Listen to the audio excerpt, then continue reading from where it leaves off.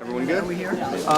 Scott, when you first started this at Borough Hall, you told me that basically you're not going to go there. I said this wasn't your talking about the prostitution scandal. You said that, and I said this isn't an extramarital affair we're talking about. This is something illegal. And you said that's when you brought up your sons.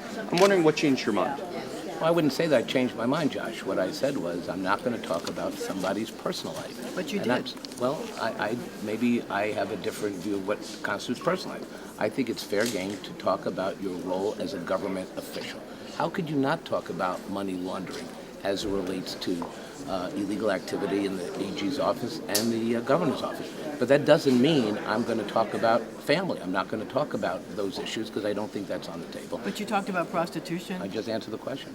But you did bring up prostitution. Because it was an illegal act that related to his government service. And are you talking about money laundering in the Attorney General's office? Are you saying he money laundered when he was Attorney General? During the time period that he was in public office, he was committing illegal acts. What I really pointed out was that there's two standards of justice here. There's one for Eliot Spitzer. He can pass laws telling us how to live our lives, but he doesn't have to be held to that same standard. There's two standards of justice when you talk about money laundering. If any one of you did what he did, you'd be paroled right now. And I think that's fair game as we discuss the campaign issues. It's not the only focus I have. We talked about a lot of issues in the campaign, affordable housing, how I would comport myself as controller, and I talked about my 20-year record. Scott, you also, during you mentioned the difference between the two of you. He was saying that you're part of the establishment. He's going to be, part of his campaign is, we're going to be a fighter, we're going to take on the establishment.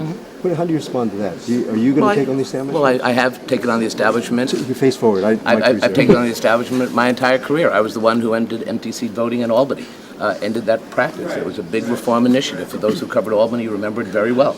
I took on the leadership of my own party, Shelley Silver and the like, and I was effective because I worked with other like-minded legislators to get it done. The people who are supporting me, progressive labor, elected officials who make a big difference in their communities, the people here today, Karim Kamara and others who are here supporting my candidacy, they all supported Eliot Spitzer for governor. He took their money, he took their support, he had it all. And to say suddenly he's independent because they no longer support him is kind of hypocritical. You should play by one set of rules. I mean, give me a break. He's an outlier, he's not independent. Should Sheldon Silver remain as Speaker? I think the Daily News had an editorial today. I criticized the Speaker and the escapades in Albany. Obviously, the members of the Assembly have to make that decision, but I think there's a lot of investigation that's going to happen that will make that clear. But you said that you told the super PACs that are supporting you not to spend money on your behalf. When did you say that? I've said it publicly at every press conference. I'm not. You were there. I mean, we said it loud in front of the press. I don't need that money. I don't think it's right. I think Eliot Spitzer should not be an outlier in the campaign finance program.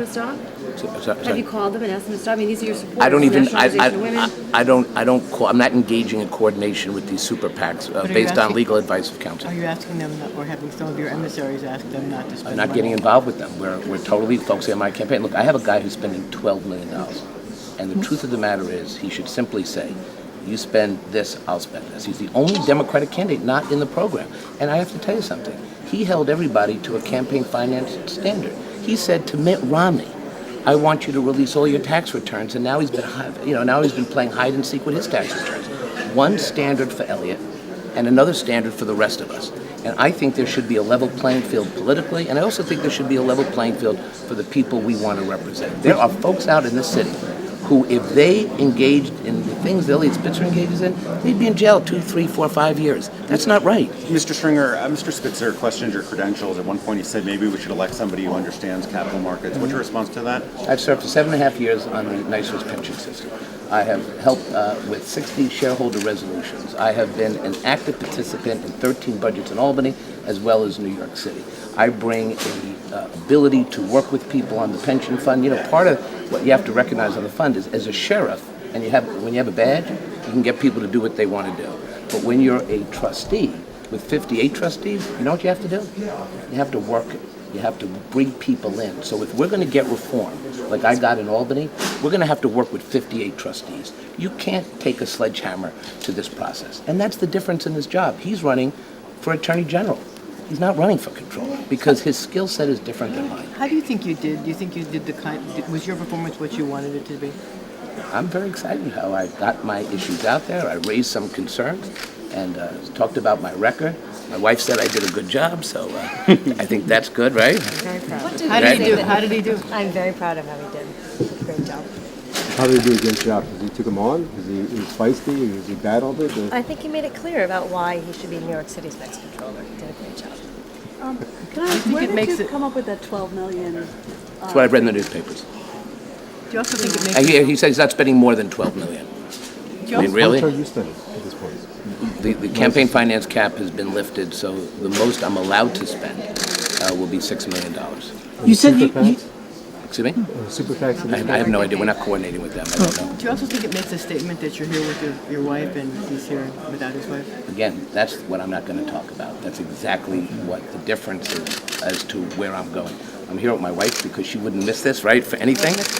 And the only way she wouldn't have been here is if Max and Miles, we didn't negotiate earlier this morning, so that was what we were really dealing with. But I'm proud that she's here. She's a great asset to the campaign, and she is the love of my life. Bottom line, do you both believe that the prostitution scandal disqualifies him for this job? I think the way he comported himself while governor is certainly a disqualifier. Now it's up to the people to weigh our record. My record of experience and leadership and integrity, and his record. And he's going to make a case, talking about the things that he thinks betters him. But I think when you look at the totality of our records, when you look at my vision for this office, how I've acted, how I perceive what this office is about, I believe I'm going to be very successful despite being outspent overwhelmingly. The voters here want real change in the city. They want someone they can believe in. And the reaction I'm getting out on the street has been just amazing. I have not yet put up a commercial. I have not put up any effort from our campaign yet. We're going to start doing that, and we're already in a neck-and-neck race, so I feel very good about it. Was there anything he said that truly surprised you, whether it was an attack on you or another claim? You haven't heard?